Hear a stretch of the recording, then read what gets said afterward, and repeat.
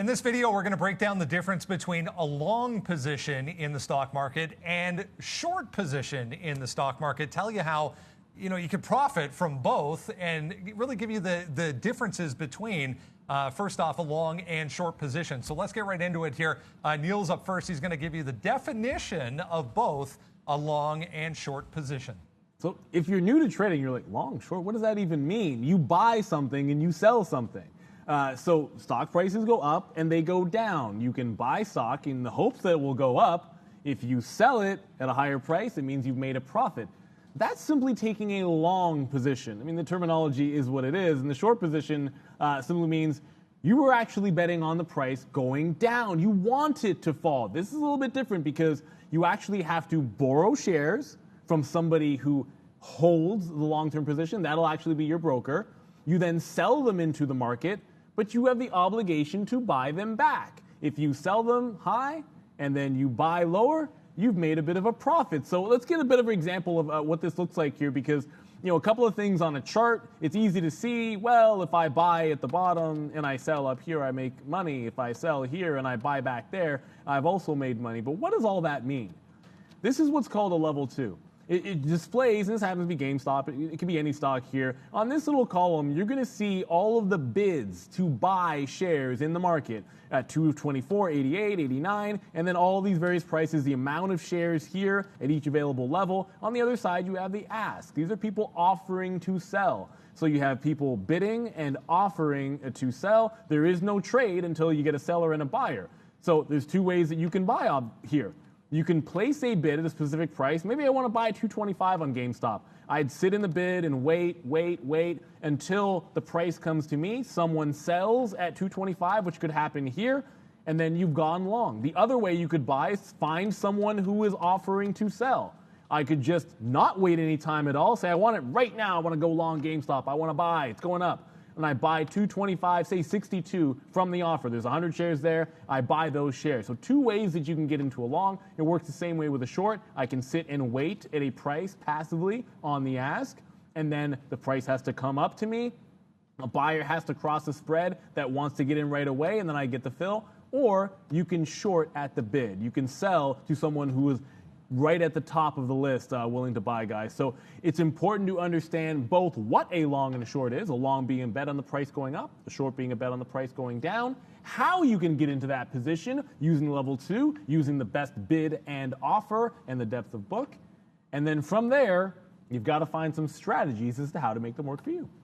Right, and that leads me to the strategy section. So, I mean, the thing is that when you're looking at long versus short, we're not going to get into the details of, borrowing stock and going short and what that means. The idea really behind what we're going to teach you here is that whenever you see somebody to say, I'm short a stock, or I'm short selling this stock, or I want to get short, like what short just means is that you believe the stock is southbound, right? And I think that we have a good example here with Clover today.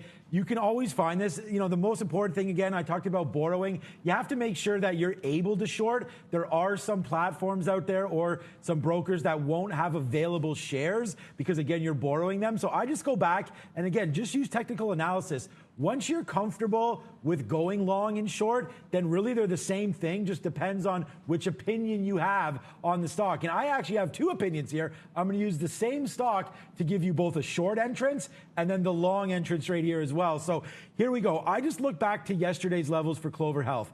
I know that it's a very violent name right now. It can go up and down 10, 20%, 5%, no problem, back and forth. Bottom today, 13.50, top today, 16. So you have to have the ability to go here both ways. And I looked at yesterday's levels and I saw that 14 had some support. As soon as that support broke, which is the blue line here, that's 14 even, then we executed into a short sell. So all I simply do is say, I want to sell short this stock if it breaks through 14. So here we go. We go short, then the move, it goes back up a little bit. Same way, right? We're just still analyzing it like we would get out if it broke up here. It's the same kind of a trade. So we go short, then all of a sudden the stock begins to fall. Every single time you see a purple tick is going to be a short indicator, and then green is out so that we buy it back. So here we go short 14. We buy it back at 85. Then we buy it back to complete the trade down here at 13.50. Now we're out. So we do not have any more shares short. We sold it here, we buy it back, finish the position. Then we notice that it's getting aggressive and it breaks 14 back to the upside. This is where we decide, hey, we have volume weighted average price. That's a good indicator for us. Plus it's breaking through 14. So now we decide to go, hey, we were short, but now we've changed our mind and now we want to own the stock. So we want to go long a stock. And that's what long means. So long is that we buy the stock. So again, let me just zoom this in. Here's Clover. So all I would do is I would say, hey, I want to buy. So I put in my bid, for example, and in this situation, 80 shares comes up and I go, I want to buy 13s, and I push enter, and now all of a sudden I'm long 13 here on Clover, and that's all that I did right here. We buy, goes right to the upside, still keeps on moving here, up, up, up. We buy here, we buy again, and all of these reds are sells, simply selling your long position. So a short, you've borrowed stock, hoping that it goes down,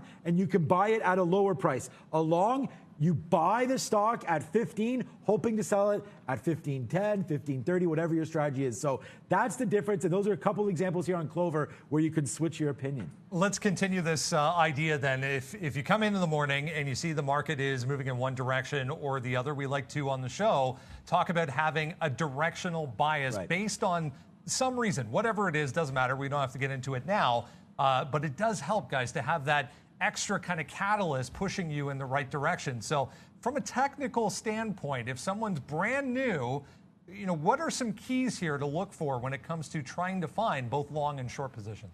Yeah, and this is an important thing because it's entirely possible to want to go long, buy stock in the hopes that it goes up, and then take advantage of that when there is price movement to the downside. You ask yourself, how's that even possible? That's usually called buying the dip. And the first thing you would concern yourself with is maybe identifying a trend, right? So whether that's, this chart here happens to have 50-period moving average, but I'm really just using Microsoft because it had a nice update yesterday and you have a very clean upward trend here. So you can see every single time since about the beginning of the year it broke out, you're going to get nice higher lows all the way through, and you're going to make some higher highs. So you're getting a nice clean upward trend. It's trending towards another high we're about to see here. And then when you come to the intraday, and I'm going to use a 15-minute, what you can start to think about doing if there is a general upward trend is simply sit out when there's price movement to the downside and then find areas of support to buy. This is one of those things where you identify the overall trend on the higher time frame, which was that daily chart. You can come down to a 15-minute here for swing trades, or maybe a 1-minute chart, a 3-minute chart for your intraday trades. Either way, whichever one works for you in your trading strategy, and then simply find areas of support to buy when price movement goes down. Just because the stock is falling doesn't mean the only way for you to make money that day or that week is to be going short side. If you like the trend to be long, you can patiently wait to find an entry point and then sort of buy the dips.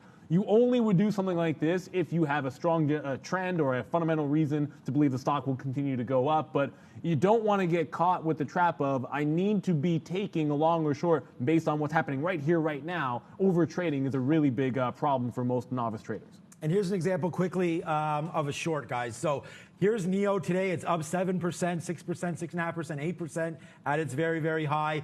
You now can say to yourself, okay, I think that this is probably overdone. There's not too many catalysts today for NEO. No idea why it's up so high. So you can look for spots to short. And what I've looked for here is you could draw a couple lines, once levels are broken, right? So there's a couple lines for you right there. If you break that back down below 45.50 right here, that could trigger you in possibly to come back to the downside. Also a short right here at VWAP. And if you're looking at volume weighted average price, a lot of the times, and this is actually good because remember, this is beginner's guide. So, a lot of stock will tend to, if it's starting to head down, will tend to fade back towards a volume weighted average price or a moving average. Like Brendan said, we're not going to get into too much of the strategy right now, but you can make money definitely. Even though a stock is going straight up, you could look for key levels to hit back to the downside. If they don't support this bid, then you think they're going to let it go, maybe back down here to volume weighted average price. So there are opportunities to short even on stocks that are trending to the upside. I want to wrap this up here, guys, with a look at what happens when things don't go your way and don't end up understanding, which direction the market is moving and why. And I'm going to show you Lordstown here, and we're going to talk on the long side. So we want to understand that if you are taking a position, regardless of the direction, we have to be aware of fundamental changing news. So if news comes out on a company that fundamentally changes that company, I'll show you what can happen. So this is Lordstown going back a few days ago. RIDE, the ticker symbol here, was actually up significantly on the day. This is 9:30 right here. So nice trending move to the upside. We get all the way to about 3:30 in the afternoon, 30 minutes from the close. Lordstown comes out and says they've refiled their financial statements from the prior year, saying they're worried about having enough cash on hand to continue as a going concern. And yeah, the rug gets pulled, as we like to say, and this thing goes from $15.50 down to $10. So that's an extreme example on the long side, guys. What do we need to be aware of from the short side? A couple of things to consider when doing a short position. If you buy a stock, and I'll use an example because I'm going to talk about VRTX because they had negative news as well. If you buy a stock at $200, let's say, the most you can lose, stock goes to zero, right? I mean, it can be worth 1 cent. There's a limited amount that you can lose. If you go short a stock and you're obligated to buy it back, I mean, you could short here at 200 or the same price. It could go up to the next resistance point at 215, 216. It could go to 250. It could go to 300. If you've seen examples with something like GameStop and a short squeeze, it could go even higher than that, 100%, 200%. Infinite is the answer to that question. In theory, it could continue going up forever. And this is what we call potentially a short squeeze. And what that essentially means is you're obligated to buy it back, but everyone else who is short has to buy that stock back. What if there are not enough shares of people willing to sell? Here you have only a few hundred for price level, but if this were to go higher and higher and higher on a stock that had bad news, and they halted a study this morning, so a lot of people went short, myself included, you might have a situation where the number of people that need to buy it back and the number of people that are buying it because of momentum outweigh the number of people that are willing to sell the stock. And then you get parabolic moves to the upside, unlimited risk. If you're on a margin account, you can get margin called. It's all kinds of crazy things that can happen to you here. So understand that risk when you are shorting and always have an out because it is a more dangerous way to engage in the market. Of course, you can bet the stock will go down. But at the same time, understand the nature of that risk.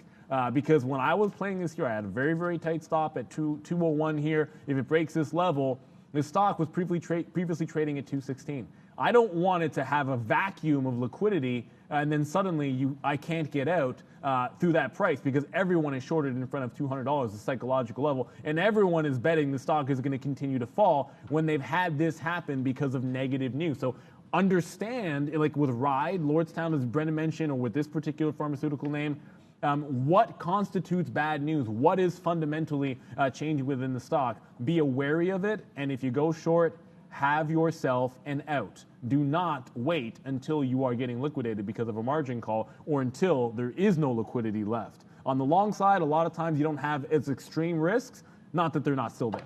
Well, that's a look at both long positions and short positions, exactly what they are, exactly what you should be looking for to pick that direction. And we even talked a little bit there on what to be aware of as far as danger is concerned from both a long and short position. Hope you like that on the difference between long and shorts. Here's Valeria. Hey guys, thank you for this useful information. Dear viewers, please subscribe to this channel to see more great videos.